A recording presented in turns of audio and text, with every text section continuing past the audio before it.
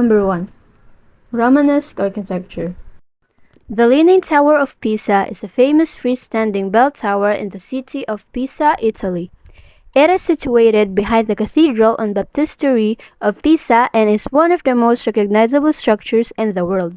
Built between 1173 and 1372, it stands an impressive height of 55.86 meters. The Pisa Baptistery is an example of the transition from the Romanesque style to the Gothic style. The lower section is in the Romanesque style with rounded arches, while the upper sections are in the Gothic style, with pointed wimpergs and a rich figurative program. Pisa Cathedral is one of the most impressive churches in Tuscany, Italy, a masterpiece of Pisan Romanesque architecture, chiefly famous for its bell tower, the Leaning Tower of Pisa. Plate number 2. Gothic architecture. Milan Cathedral. The Milan Cathedral is known for its magnificence and beauty around the world.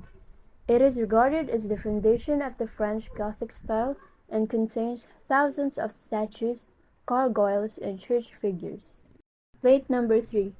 Renaissance architecture. St. Peter's Basilica is one of the holiest places in Christianity and Catholic tradition. It is where St. Peter's remains are buried. St. Peter's Basilica is one of the largest buildings in the world and is the largest of the papal basilicas. Plate number 4. Baroque architecture. Church of St. Charles.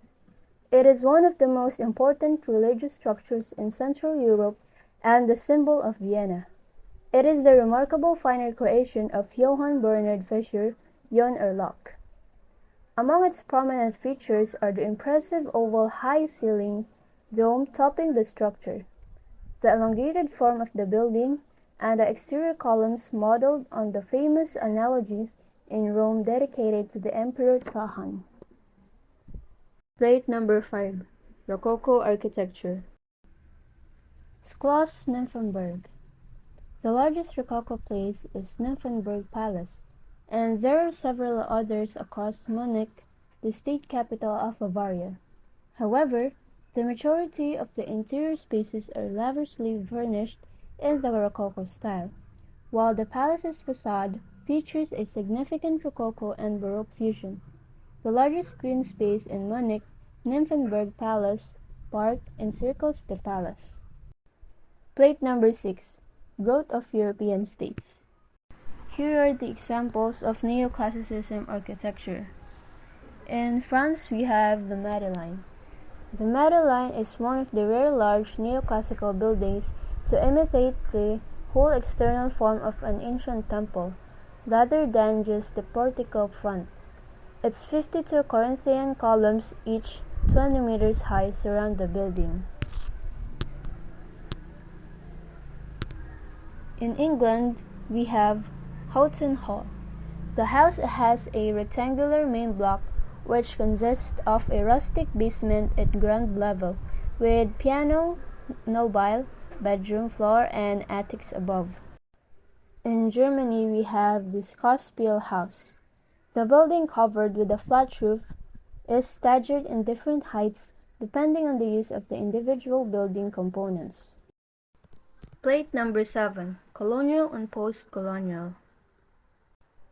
Peter Harrison.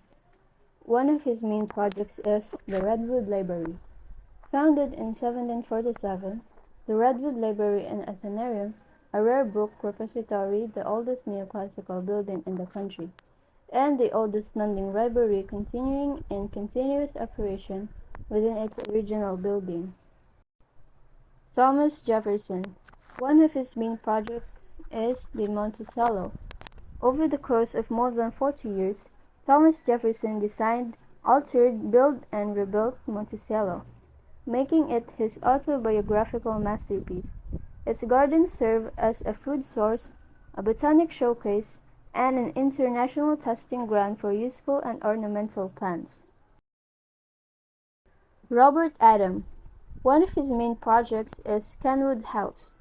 Kenwood is most renowned for its exceptional collection of paintings, which features well-known pieces by Vermeer, Hals, and Rembrandt. Benjamin Latrobe. One of his main projects is Pope Villa. Architect Benjamin Henry Latrobe created Pope Villa, a home for Senator John Pope and his wife Eliza, in the early 1800s following a devastating fire in 1987. The mansion was the subject of in-depth historical and architectural research. Pierre Lafont. One of his main projects is Robert Morris's mansion. The Morris House, which was built in 1787, gets its name from the generations of the Morris family who lived there for more than 120 years. One of the Philadelphia's finest lasting examples of colonial home architecture is still the Morris House today. Richard Upjohn. One of his main projects is Kenworthy Hall.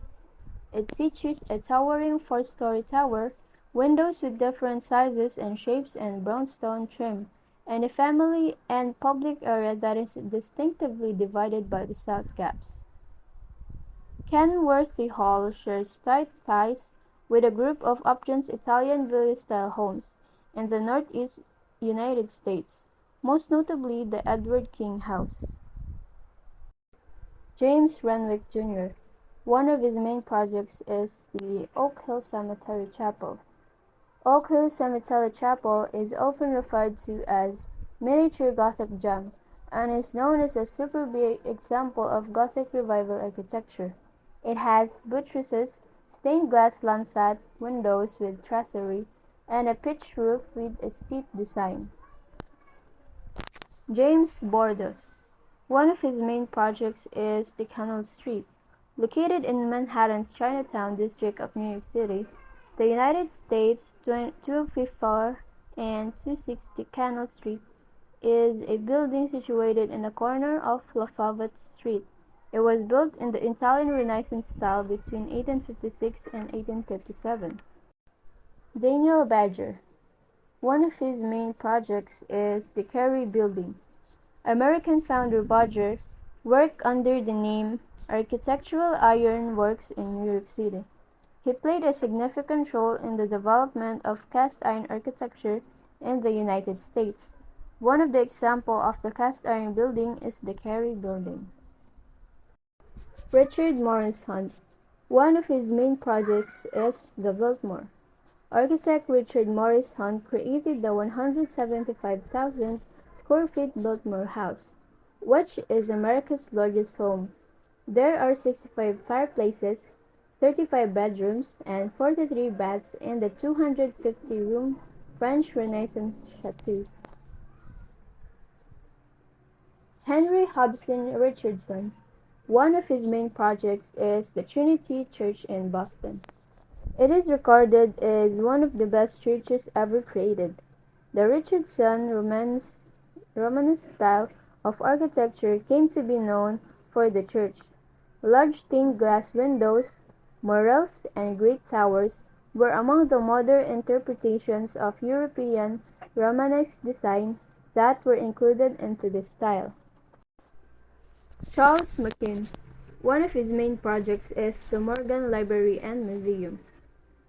It was established in 1907 to house J.P. Morgan's private library, which contained his collection paintings and drawings, in addition to manuscript and printed books, some of which in rare bindings.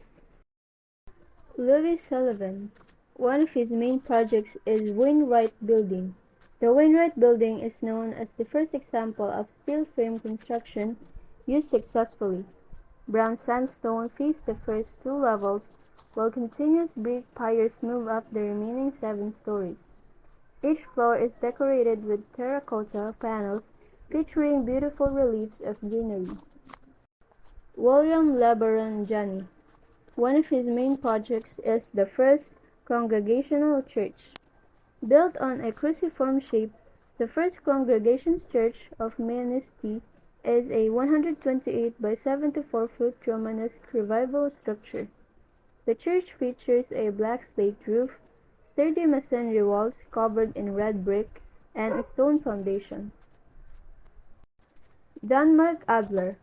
One of his main projects is the Ebenezer Missionary Baptist Church. The building's striking entrance portico, which features Ionic columns, an entablature and a balustrade, opens into a striking 1,200-seat theater with a horseshoe gallery and a vaulted coffered ceiling. Plate number 8. Architecture in the Industrial Revolution. United States Capitol. The U.S. has expanded along with the nation capital. It now included kilometers of hallways, moreover 600 rooms, and a floor area of well over 1.5 million square feet. A striking white dome that atop it overlooks Washington, D.C., and has gained widespread recognition as an emblem of the American people and government. Plate number 9. American Architecture. Cathedral of St. John the Divine. Cathedral St. John the Divine is the largest Catholic cathedral in the world. Over 600 feet in length, the Statue of Liberty would fit comfortably under its central dome. It is the seat of the Bishop of the Episcopal Diocese of New York and is Mother Church of the diocese.